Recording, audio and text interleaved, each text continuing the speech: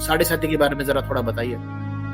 देखिए, जो साढ़े साथी है, साढ़े साथी का आप नाम सुन के समझ पा रहे हो कि साढ़े साथी 7.5 साल की होती है। ओके, तो थोड़ा समझाते हैं डिटेल में कि शनि, हर एक प्लेनेट, जैसे मैंने बताया था कि सूर्य देव एक राशि से दूसरी राशि में जाने के लिए एक महीने का समय लेते हैं, वैसे ही शनि सबसे स्लो प्लेनेट है।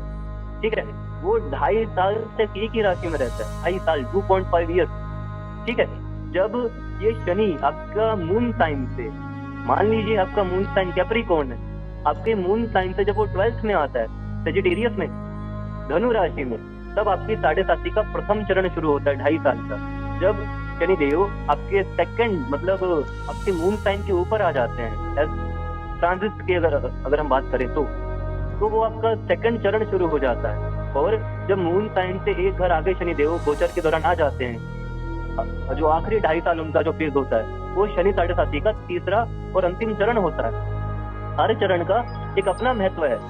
शनि साढ़े साथी का सीधी सी बात है, 12th हाउस कोई भी घर से लॉसेस का भाव होता है। ठीक है, और कई बार इसको हम फेलियर का भाव भी कहते हैं, क्योंकि वो 8th हाउस से 5th है। ओके, तो हम यहाँ पे कह सकते हैं कि शनि साढ़े साथी का जो पहला चरण होता है ना, जातक से उसका काम छीन लेता है। ओके, या उसके बहुत बड़े लॉसेस करवा देता है। शनि बहुत मंदा प्लेनेट है, और चंद्रमा है हमारा मन, तो मन में नेगेटिविटी होना, हर चीज में विलंब होना, ठीक है, प्रोक्रेस्टिनेशन, आलसीपना, ये सब शनि साढ़े साथी के गुण है। जब शनि साढ़े साथी का सेकंड चरण चालू होता है, तो शनि सीधा हमारे मन के ऊपर इम्पैक्ट करते हैं। डिप्रेशन जैसी समस्या साढ़े साथी के मध्य चरण में होती है।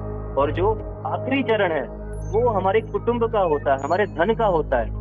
ओके, तो धन कमाने में इश्यूज आते हैं, कुटुंबी जनों, जो हमारे फैमिली मेंबर्स से इश्यूज आते हैं, साढ़े साथी ये होती है।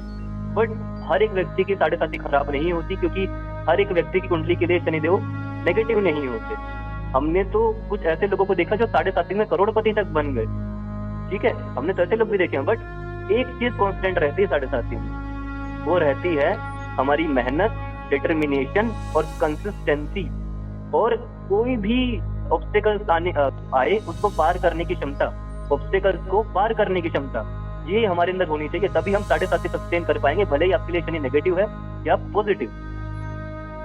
मैंने सुना है कि, मुझे पता नहीं कितना सही है, कि नरेंद्र मोदी जी ने साढ़े साथी में ही प्रधानमंत्री फर्स्ट टाइम बने थे। अभी तक तो 7.5 साल ठीक ठाक ही चल रहा है। एज पर उनका नाम नरेंद्र मोदी। ठीक है, हमने जो इंटरनेट पे जो उनकी कुंडली पाई, वो वृश्चिक राशि की थी। ठीक है, तो 2014 में सीधी सी बात है, शनिदेव 2.5 साल लेते, अभी कुंभ राशि में चल रहे हैं। ठीक है, 2014 में वृश्चिक राशि के आसपास ही थे।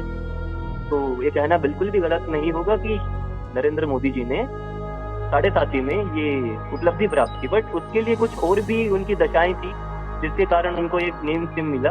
उनका कुंडली में नीच भंग राजयोग बना था चंद्रमा का, जिनके कारण वो लोगों से इमोशनली कनेक्ट कर पाए और लोगों ने उनको वोट दिया। हैविंग सेड दैट, साढ़े साथी उनके लिए तो अच्छा ही करके गया। मैं मानता हूँ बाकी सब भी अच्छे ही होंगे, बट साढ़े साथी ने बुरा तो नहीं किया। तो मतलब हमें इतना भी डरने की जरूरत नहीं है। और अगर हमें लगता है कि, आपने बोला कि अगर जॉब चली जा सकती है, धन में तकलीफ हो सकती है, बट शायद कोई और वे से हमें बेनिफिट हो जाए उसके बाद में, अगर आप अच्छा कर्म करो। तो मैंने जो सुना है कि शनि आपको बाद में पैसा देके, या वेल्थ या फेम जो भी है, बाद में देके ही जाए। जो शनि हमें देता है वो रह जाता है। जैसे मैंने कहा, शनि स्लो प्लेनेट है, हर चीज स्लो देता है और लंबे समय के लिए देता है। शनि को स्टेबिलिटी का कारक भी कहा जाता है। बट जो आप कर्मों की बात कर रहे हैं, जो आप कर्म की बात कर रहे हैं, वो पिछले जन्म से निर्धारित होते हैं। हम मान लीजिए पिछले जन्म में क्या कर्म करके आए हैं, उसके बेस पे जब अंतरिक्ष में ये ग्रहों का वितरण होता है और वो एक पर्टिकुलर डिग्रीज पे रहते हैं, ठीक है, उस समय हमारा जन्म रहता है, तो हमारे कर्म तो वहीं से डिसाइड हो जाते हैं कि हमारी कुंडली में कौन सा प्लेनेट अच्छा है, कौन सा बुरा।